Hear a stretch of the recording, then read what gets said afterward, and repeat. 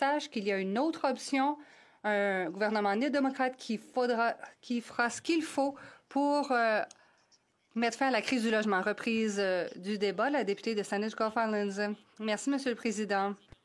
Tous mes collègues ici dans la Chambre après cet important énoncé économique de l'automne. Et comme plusieurs de mes collègues dans l'opposition, particulièrement le député d'Elmwood-Transcona, nous sommes déçus parce que les chances de faire les choses importantes et urgentes, c'est à ce moment ignoré, oublié. Et pourquoi je ne comprends pas? Parce que comme les autres députés dans cette place ont déjà dit, nous avons la capacité, nous avons la position fiscale qui rend les opportunités viables, mais ignorées. We are disappointed. Nous sommes déçus que cet énoncé n'en fasse pas plus sur la crise des soins de santé, la crise du logement, la crise de l'abordabilité. Il y a aussi la crise climatique qui nous coûte très cher. Dans l'énoncé, on dit que les prix des aliments ont augmenté en raison d'événements climatiques qui ont mené à la perte de culture. Il y a aussi l'invasion de l'Ukraine, il y a aussi la crise des prix de l'énergie. Mais pourquoi les prix des aliments ont-ils augmenté? C'est surtout en raison des événements climatiques partout dans le monde qui fait en sorte qu'on produit moins de culture. Les régions qui produisent le plus de culture sont les plus touchées. Il faut aussi faire preuve de réserve pour ce qui est de dépenser. Je ne serai bientôt plus en mesure de prendre la parole dans cette Chambre parce que le Zoom n'est pas permis à partir de pays étrangers, donc je ne pourrai pas m'adresser à vous à partir de la COP28 à Dubaï. Mais le gouvernement devrait se regarder dans le miroir et se dire, bon, OK, il y a une raison pourquoi les pays ont un aussi mauvais bilan en matière de changement climatique. Mais les Nations unies viennent de publier un rapport à la veille de la COP28 qui aura lieu à Dubaï du 30 novembre au 12 décembre. Habituellement, ça se termine plus tard, ça ira peut-être au 13 décembre. Mais les Nations unies viennent de déterminer que le bilan de tous les pays laisse à désirer. Il y a un écart entre ce qui est dit et ce qui est fait. C'est la même chose pour tous les pays, pas juste les pays du G7. Et le Canada a un bilan qui est en fait le pire. Selon le rapport, le Canada a un écart de 27% entre ce qui est promis et ce qui est réalisé. Au deuxième rang, les États-Unis, écart de 19%, Corée du Sud, 18%, Royaume-Uni, 11%. Tous les pays en développement ont un écart de 4%. Mais qu'est-ce que ça représente, tous ces écarts?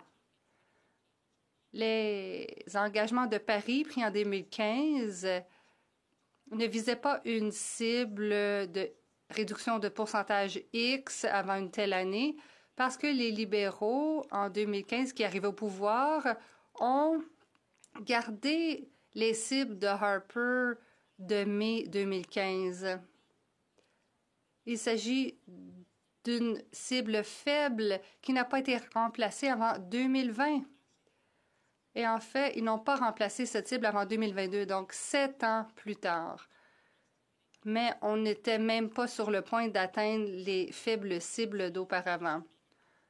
On dit souvent ici, Monsieur le Président, que le Canada n'a jamais atteint une seule cible climatique. Mais je serai plus précise.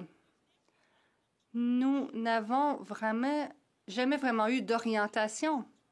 On dit qu'on manque la cible, mais peut-être qu'on était sur une trajectoire différente. On se dit, bon, on est arrivé si près.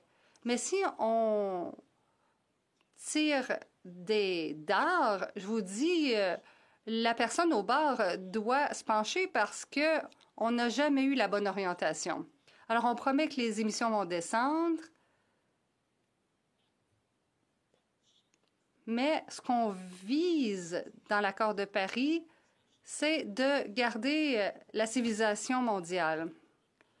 Les occasions que nous avons eues dans les années 80 et 90, et le député d'Elmwood Transcona a parlé de l'époque où son père siégeait. Le très honorable Bill Blakey a été porte-parole en environnement pour le NPD dans les années 90. Quand je l'ai connu, il parlait de réchauffement climatique et de ce qu'il fallait faire pour éviter de perdre nos glaciers, pour éviter le réchauffement de la planète. On a eu la chance d'éviter tous ces problèmes. Nous aurions pu éviter la crise climatique. Nous avons une dépendance aux carburants fossiles.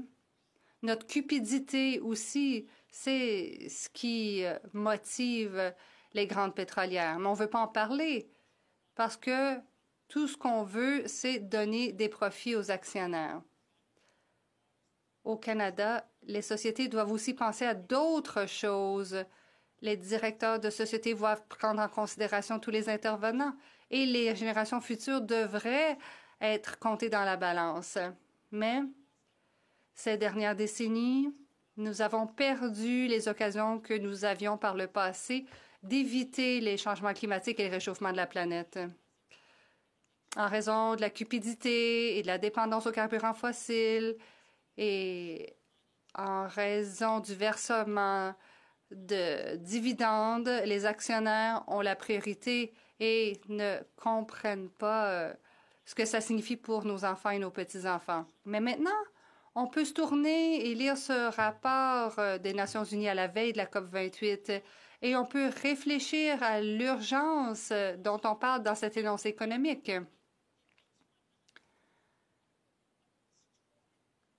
Je suis quelque peu déchirée, Monsieur le Président, entre la colère et la tristesse. Comment parler de ce sujet à mes amis? Je ne sais plus. Beaucoup d'enfants ne veulent pas d'enfants en raison de ce qu'ils voient dans ce monde. Mais le ministre des Finances aurait pu aussi réduire les coûts. Les ciseaux verts. Réduisez les coûts et économisez des milliards de dollars qui sont maintenant partagés seulement pour les entreprises d'énergie fossile. C'est un énoncé économique de l'automne dit qu'on doit utiliser une gestion budgétaire responsable. Responsable? Et en même temps, et continuer de donner les fonds, les subventions énormes des milliards aux énergies fossiles. Ou, particulièrement, pourquoi pas annuler l'oléoduc de Trans Mountain de 31 milliards de dollars contre les droits des peuples autochtones, contre l'avenir pour nos enfants, nos propres petits-enfants. Nous pouvons réduire les coûts. Nous pourrions avoir plus d'argent pour les choses dont le gouvernement dit se soucier, le logement abordable, réduire les coûts pour les Canadiens et couvrir les coûts des incendies de forêt d'un bout à l'autre du pays. Il y a une référence ici dans l'énoncé économique de l'automne, à la page 6. On se penche sur ce qui est arrivé, l'activité économique mondiale, la contraction de l'économie canadienne. Et on dit une partie de la baisse était liée à des facteurs temporaires, y compris des incendies de forêt records. Je ne crois pas que ce soit temporaire. Nous n'avons pas encore atteint la nouvelle normale. Des gens utilisent cette terminologie. On parle de signes précurseurs de ce qui ne sera que pire, parce que j'ai parlé de notre engagement de l'accord de Paris pour tous les pays sur la Terre, c'était d'éviter d'aller au-delà d'une augmentation moyenne de 2 degrés et essayer de s'en tenir à 1,5 degré. Ce dernier rapport des Nations unies dit qu'on est sur la voie pour atteindre une augmentation de 3 degrés. Ce ne sont pas des engagements politiques. On parle d'engagements moraux fondés sur la science qui dit que si on n'agit pas maintenant, on aura raté la chance de permettre à nos enfants de vivre dans un monde vivable. Et les gens m'en parlent beaucoup. Ils ont peur de voir ce que les conservateurs pourraient faire après les prochaines élections. Les gens qui sont responsables de condamner nos enfants à un avenir si sombre doivent tenir compte de la situation. Donc, les gens qui se disent être des leaders climatiques doivent agir et on devrait remercier les conservateurs. Parce que si ce n'étaient des conservateurs qui disent qu'il ne faut aucune tarification du carbone, et bon, si on ne veut pas de tarification du carbone, on pourrait faire autre chose comme d'éliminer les subventions aux combustibles fossiles ou, comme le propose le député de Kitchener Centre dans la motion 92, une taxe sur les profits démesurés, une taxe sur les profits de la guerre. Alors on pourrait y arriver. Mais on ne peut faire fi du fait que les conservateurs n'ont aucun plan pour l'environnement. Les néo-démocrates aimeraient également dire qu'ils voudraient annuler l'oléoduc Trans Mountain, mais alors ils se retrouveraient en opposition avec Rachel Notley. Bon, Monsieur le Président, dans le peu de temps qu'il me reste, je tiens également à souligner ce qui est bon dans cet énoncé économique de l'automne. Enfin, on s'attaque à Airbnb et aux locations à court terme qui retirent du logement abordable des marchés locatifs. Je n'arrive pas à croire qu'il a fallu attendre si longtemps, mais enfin, on enlève la TPS et la TVA sur les services de psychothérapie et de counseling. Je ne peux pas croire qu'il a fallu si longtemps pour qu'enfin on enlève la TPS et la TVA sur ces services. Mais bon, c'est l'étendue des mesures pour la santé publique dans cet énoncé. Le Parti vert, dans chacun de ses programmes électoraux, demande un programme national de soins des médicaments, un programme universel et national d'assurance médicaments. Nous sommes le seul pays occidental qui a un régime de soins universel qui n'a pas de régime de soins universel d'assurance médicaments. Nous savons que des études de grandes universités comme Pharmacare 2020 ont prouvé qu'un tel programme créerait des épargnes de milliards de dollars chaque année.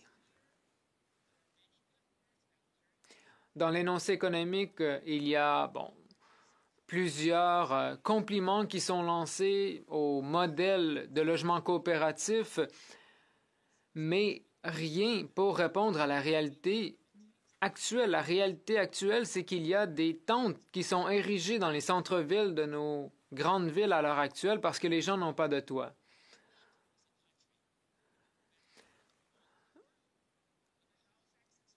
Lorsqu'il y a eu l'explosion à Halifax il y a quelques années, qu'avons-nous fait? Je sais qu'il y a des députés qui n'étaient pas à la Chambre à ce moment-là, mais à la suite de l'explosion à Halifax, le gouvernement fédéral et le gouvernement provincial ont construit des milliers de logements rapidement parce que les gens en avaient besoin. Et j'espère que maintenant, nous ferons mieux. La ministre des Finances, à la fin de son discours, a dit « Nous pouvons toujours faire mieux ». Oui, nous le pouvons, mais nous n'y arriverons pas à moins de nous attaquer aux crises que nous traversons. Merci, Monsieur le Président.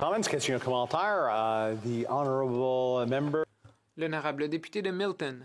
Merci, Monsieur le Président. Je pense que c'est la première fois que j'ai l'occasion de souhaiter la re-bienvenue à ma collègue à la Chambre. Je suis ravi de l'avoir ici avec nous à la Chambre des communes.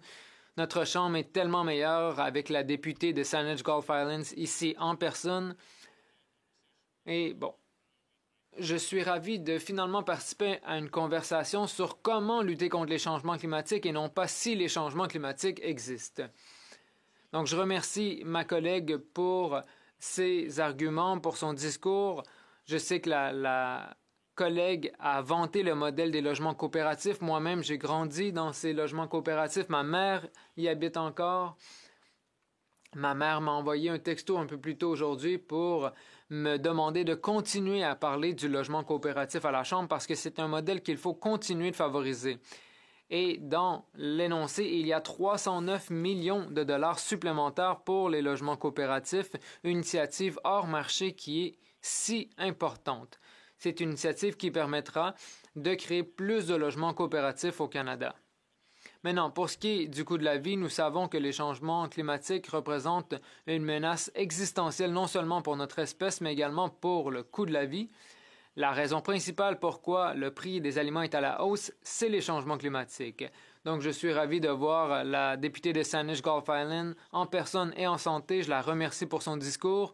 Et si ma collègue veut nous parler des logements coopératifs à Saanich ou quelque part à Victoria, j'en serais ravi. L'honorable député de Saanich Gulf Islands. Je remercie mon collègue de Milton.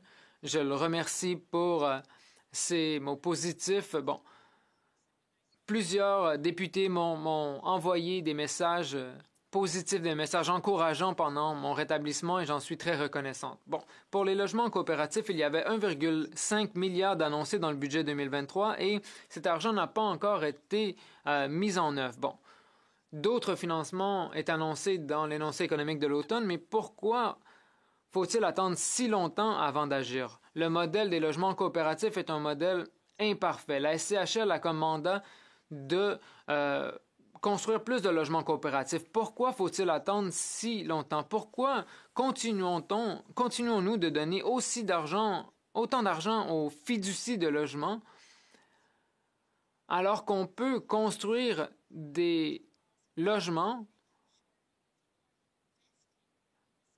dans lesquels les gens vont investir eux-mêmes dans leur logement plutôt que de permettre aux fiducies d'utiliser le logement comme un mécanisme pour maximiser les profits. Bon, je perds un peu mon fil de pensée, Monsieur le Président. Je pense qu'en fait, il faut s'attaquer à la cupidité et plutôt miser sur les politiques qui font en sorte que les Canadiens s'occuperont les uns des autres. Cessez de favoriser les 1% les plus riches et les 0,001% les plus riches pendant que les plus démunis, eux, continuent à avoir de la difficulté. J'ai été déçu que dans l'énoncé économique de l'automne, il n'y ait pas d'argent pour le programme alimentaire dans les écoles. Les personnes à faible revenu doivent comprendre que lorsque les enfants vont à l'école le ventre vide, ils ne peuvent apprendre. Question et commentaire. Député de Terrebonne. Merci, Monsieur le Président, et c'est à mon tour